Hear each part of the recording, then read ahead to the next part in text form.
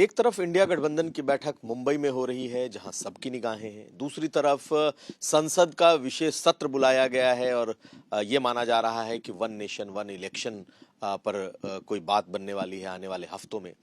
तीसरी बात यह है कि घोसी का उपचुनाव है जो कहीं ना कहीं वन टू वन कैंडिडेट को लेकर के जो इस वक्त सामने है उसका भी लिटमस टेस्ट है। तो आखिर इन तीनों मुद्दों पर क्या होने जा रहा है, हमारे साथ इस वक्त उत्तर प्रदेश के डिप्टी सीएम केशव मौर्य मौजूद हैं। केशव जी, स्वागत है आपका। सबसे पहला सवाल तो ये कि मुंबई में एक बैठक हो रही है, तीसरी बैठक है इंडिया गठबंधन की, और इंडिया गठबंधन की बैठक में अब नया लोगो, कैंडिडेट पर चर्चा, अपना संविधान, बहुत सारी चीजें आ रही हैं। ये जो मुंबई की जो बैठक है, आपको लग नहीं रहा कि आप लोगों को बहुत बड़ा चैलेंज अब मिलने वाला है? मुझे तो कहीं कोई चैलेंज दिखाई नहीं देता है।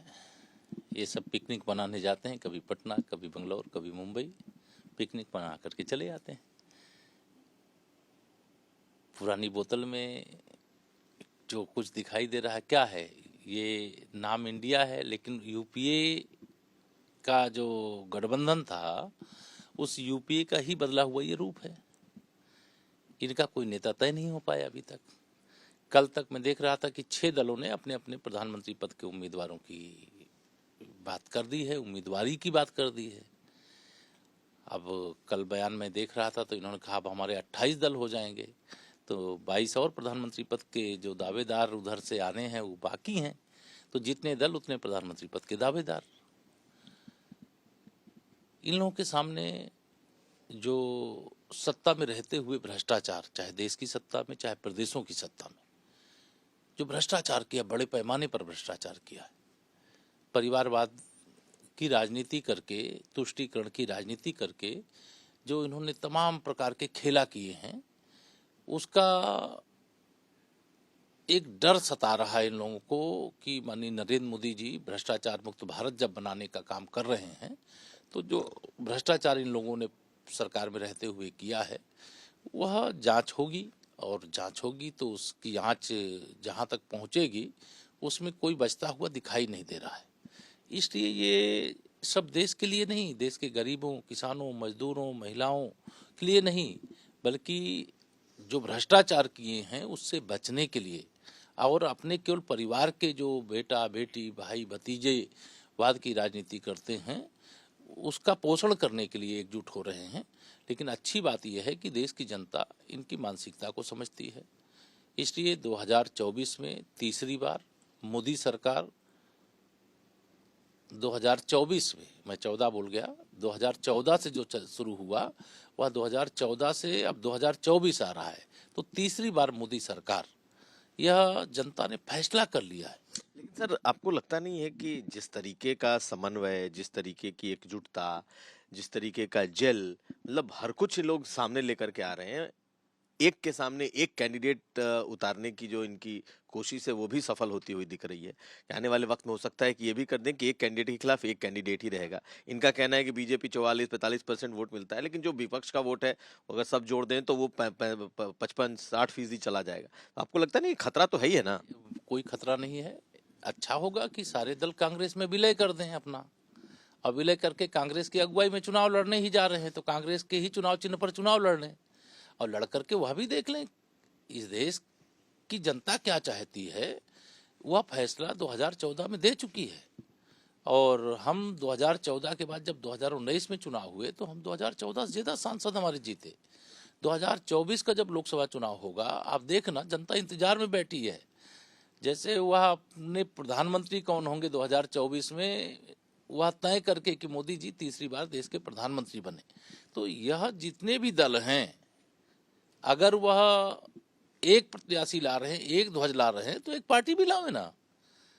हमारी तो यही सोच है कि एक देश में एक साथ जितने भी चुनाव हैं संपन्न हो जाए, बाकी समय विकास के काम में लग जाए। वही मेरा सवाल था कि स्पेशल सेशन बुलाया जा रहा है संसद का, कोविंद जी को अध्यक्ष बनाया गया है, वन नेशन वन इलेक्शन की बात हो रही है, आपको लग रहा है कि ये सही है? और दूसरा ये कि क्या इस वक्त बात की जा रही है तो आपको भी लगता है कि सारे चुनावों का जो टाइमिंग है वो ऊपर नीचे हो पाएगा? देखिए, ये माननीय प्रधानमंत्री जी आज इस बात को नहीं कह रहे हैं, मुझे याद है वह 2014 में भी यह बात जब जीत करके आए थे, उस समय भी, मुझे तारीख ठीक से नहीं ध्यान है, लेकिन उस समय भी उन्होंने कहा था एक देश में एक राशन कार्ड होना चाहिए, एक देश में एक चुनाव होना चाहिए, एक देश में एक प्रकार से यानी सबका साथ सबका विकास होना चाहिए।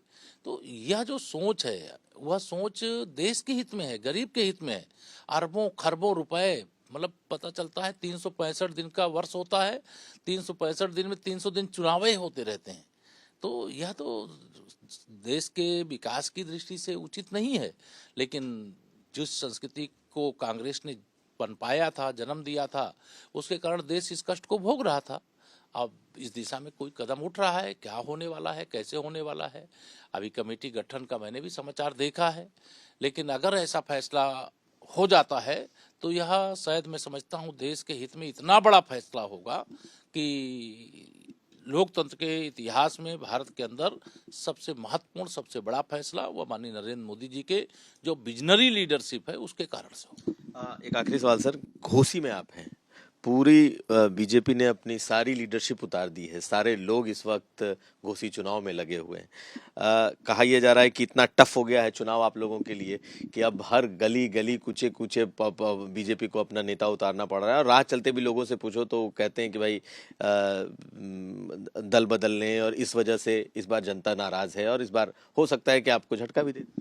नहीं, जनता पूरी तरह से भारतीय जनता पार्टी से खुश है, और भारतीय जनता पार्टी कोई भी चुनाव होता है तो वहाँ प्रत्याशी नहीं, पार्टी लड़ती है चुनाव को।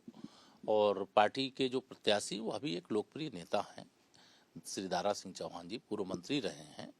और जहाँ तक भारतीय जनता पार्टी के नेताओं को उतारने की बात है, तो आज तक कोई चुनाव ऐसा हुआ हो जिसमें हमारे पार्टी के उपचुनाव हुआ हो तो भी, चाहे उत्तर प्रदेश में हमारे माननीय मुख्यमंत्री जी हों, चाहे मैं हूं, चाहे हमारे दूसरे सहयोगी उप मुख्यमंत्री हों, चाहे अन्य मंत्रिपरिषद के सदस्य हों, सभी लोग पहले भारतीय जनता पार्टी के कार्यकर्ता हैं, उसके बाद वह चाहे मंत्री हैं, चाहे उप मुख्यमंत्री हैं, चाहे मुख्यमंत्री हैं।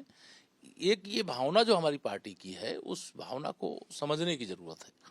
और हम सब लोग मिलकर के जब चुनाव होता है तो उस चुनाव को जीतने के लिए काम करते हैं। और आप विश्वास रखिए, सपा को बहुत बड़ा धक्का लगेगा 8 सितंबर को, जब यहाँ की जनता का आशीर्वाद भारतीय जनता पार्टी के प्रत्याशी श्री दारा सिंह चौहान जी को कमल के फूल को खिला करके प्राप्त होने वाला है। सपा समाप्तवादी पार्टी है, सपा अस्त हो चुका सूरज की तरह है। सपा को वोट देने का मतलब अपना वोट कुएं में डाल देना है, बर्बाद कर देना है। भाजपा को वोट देने का मतलब है विकास को आमंत्रित कर लेना है, खुशहाली को आमंत्रित कर लेना है, सुशासन को आमंत्रित कर लेना है, गुंडागर्दी की राजनीति का अंत करने का उचित समय है। मैं कहता हूं कि समाजवादी पार्टी को जनता के आशीर्वाद से इस समय आईसीयू में पड़ी हुई है, कोई उसे ऑक्सीजन नहीं देना चाहता, कोई गुंडागर्दी को, अपराध को, माफियागिरी को, दंगागिरी को वापस नहीं लाना चाहता। सभी लोग चाहते हैं घोसी का विकास हो, प्रदेश का विकास हो, देश का विकास हो, गरीब का विकास हो, किसान का विकास हो। और हमारी पार्टी चाहे वह अनुसूचित वर्ग का व्यक्ति हो, चाहे पिछड़े वर्ग का व्यक्ति हो, चाहे सामान्य वर्ग का व्यक्ति हो, इसकी त्रिवेणी है। हमारी पार्टी सबका साथ सबका विकास करती है। और अगर आप सपा की ओर जाके देखिए तो उनका कुछ का साथ, कुछ का विकास करना, परिवार का विकास करना, गुंडों का विकास करना, अपराधियों का विकास करना। एक और सवाल, मायावती पर सबकी निगाहें टिकी थी कि भाई मायावती इंडिया गठबंधन में जा सकती हैं। मायावती ने बड़ा साफ कर दिया कि वो कहीं नहीं जा रही हैं। जो लोग ये कह रहे थे कि मायावती आ सकती हैं, आपको लगता है कि इसका फायदा आपको घोसी में भी मिलेगा, या आने वाले वक्त में मायावती अगर उस गठबंधन में चली गई तो क्या? देखिए, हम लोग 2019 का जब लोकसभा चुनाव था, सपा, बसपा, कांग्रेस, राष्ट्रीय लोकदल, ये सब एक साथ मिलकर के चुनाव लड़े थे। इसके बाद भी हम लोग उत्तर प्रदेश में 64 सांसद जीते थे और 51% वोट प्राप्त किए थे। तो हमने वोट का सारा रिकॉर्ड तोड़ देने का काम किया था।